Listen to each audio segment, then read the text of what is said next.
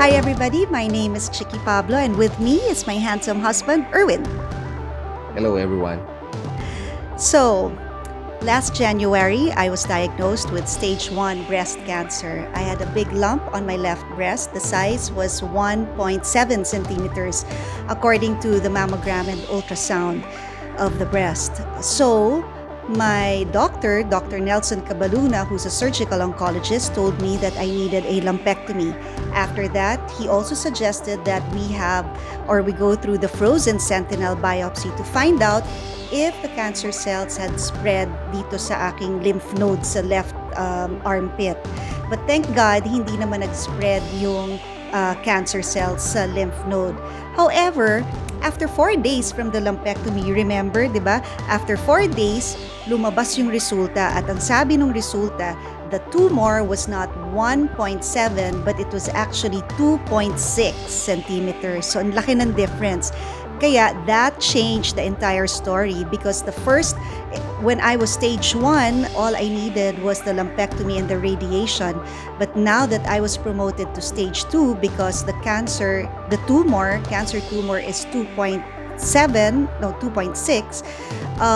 kailangan ko na ng chemotherapy. So under Dr. Charity Gorospe, she said I needed to go through 8 cycles of chemotherapy. I finished that last August 10, and then now I'm going through radiation naman under Dr. Kenneth C. So, Erwin, what can you say about that? Mabigat.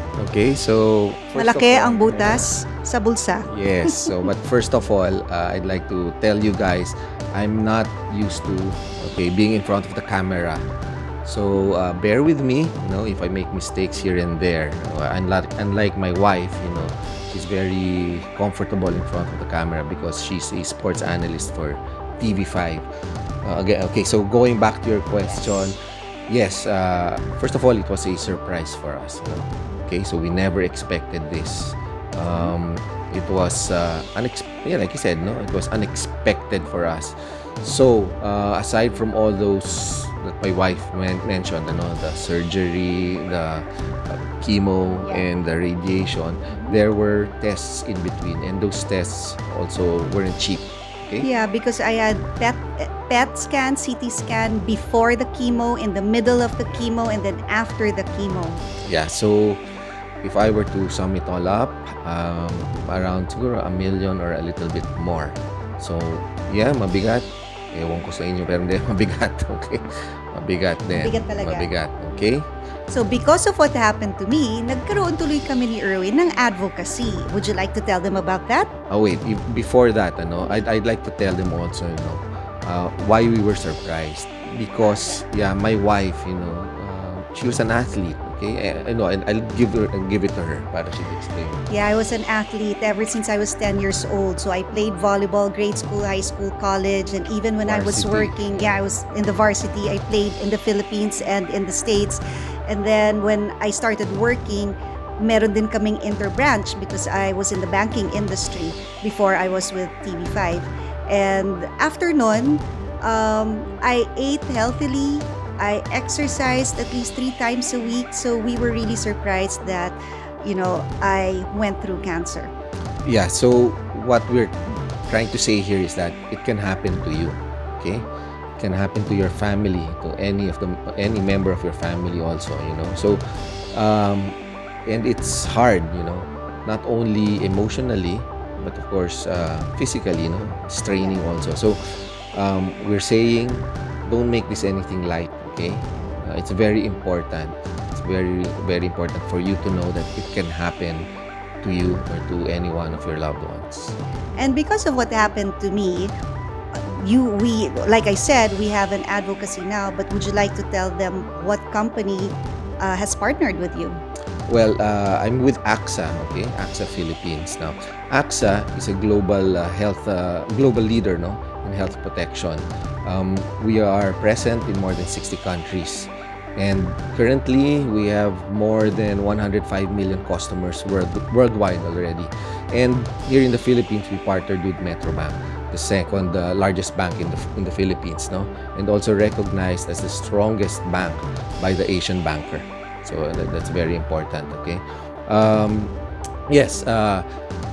Well, we partnered with them because we share the same advocacy. And that advocacy is to increase, okay, financial literacy among the Filipinos. Basically, what we're saying is that, okay, we teach them to be prepared. Okay? Be prepared for life's uncertainties. Okay? So AXA is a global company. It has partnered with Metrobank. These are big, stable companies. But within AXA, are you a part of a particular group? Yes, I am a business unit head of the Trailblazers, okay? Financial Advisory, or TFA as we call it, okay? Now, TFA is a partner and a distributor of AXA Philippines. We joined the Trailblazers Financial Advisory because, again, we share the same advocacy. And also, we saw in the leadership, the passion to really spread this advocacy. That's number one. And then also the excellence, the excellence in their work. Okay? And also the mentorship of their members. They really mentor their members so that they become experts, in this field. And also the drive and the focus, to succeed. So the group, it's a multinational company, very stable, and now you're part of a group that strives for excellency. But aside from that, what are the services that Trailblazers AXA offers to be able to help Filipinos become more financially literate? Okay, well, what we do is we help people or Filipinos identify their financial priority. And once we identify that, may it can be, first of all, health, okay, health protection. Okay, we cover critical illnesses such as cancer, okay, heart attack, stroke, okay, which are the top killers, here in the Philippines. So, again, like I said, these critical illnesses can happen to anyone, and if you are not prepared, I'm telling you, the financial strain, okay, financial strain on your family is gonna be so great, okay.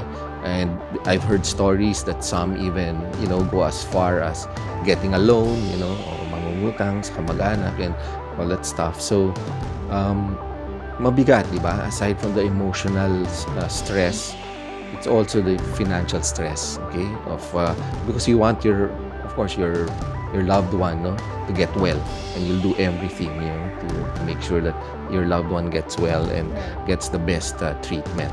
But if you are prepared, it's one less stress, okay. So aside from health protection, we also offer income protection. Now, income protection is that when the head of the family is taken away, okay, of course the family still has to go on living. Okay, they still have, life goes on, in other words. So, income protection, okay, it secures your family's future income. In other words, it helps your family, adjust, okay, adjust when you are not there anymore. At least they still have the income, okay, that they lost, okay, and that will help them stand up. That will help them, recuperate from your loss. So parang nawala man yung breadwinner, hindi malaki masyado yung adjustment na kailangan nila gawin. Financially, yes. Of course, there is the emotional strain, like I said. But yes, financially, yes. And it helps them, like I said, get back on their feet. Right. Okay? So aside from like I said, health and income protection, we also have retirement. Everyone will retire someday, okay? And we dream of, syempre, when we retire, same lifestyle, as like we were living. And we prepare for that, for your retirement. And we also have education, yes. So education planning. Again, these are all dreams, of young parents, or any parent for that matter, that they want to put their kids, in the best universities, so that their kids have a better chance, of making it, making it in life. Okay, so we have that education planning. Okay, and we also have protection for your assets, like your house, your car. Okay. At syempre, unahin nyo muna syempre sarili nyo, Unahin nyo naman sarili nyo. But yes, AXA offers all those services. So that's really good to hear. After what happened to me, talagang I believe in this advocacy of helping Filipinos become financially literate. So if people out there who are watching right now and listening to us, if they share the same advocacy or if they want to learn more about the services that AXA offers, how do they get in touch with you? Well, before I give you my contact details, it's very important, we want to reach a lot of Filipinos. And of course, we want to reach them faster. That's why we have to duplicate ourselves. We can't do it alone. Okay? So, like my wife said, if you share the same advocacy as we have, okay, really to prepare the Filipinos financially, help them financially to cope with uncertainties in this life. Okay, if you have that advocacy, okay, join us. Okay, you can reach me at my cell phone number. It's 0917-807-1685, or email me at e.pablo trailblazers with an S, okay, at gmail.com. So again, if you share the same advocacy, teaching Filipinos to be financially literate, you can get in touch with Erwin Pablo here of AXA from the Trailblazers Financial Advisory. His number is 0917-807-1685, or you could email him at e.pablo.trailblazers@gmail.com. Or he has a Facebook account, so you could also get in touch with him through Messenger. So just DM him there. So, our last line now is, join us and let us help Filipinos secure their financial future. Got it.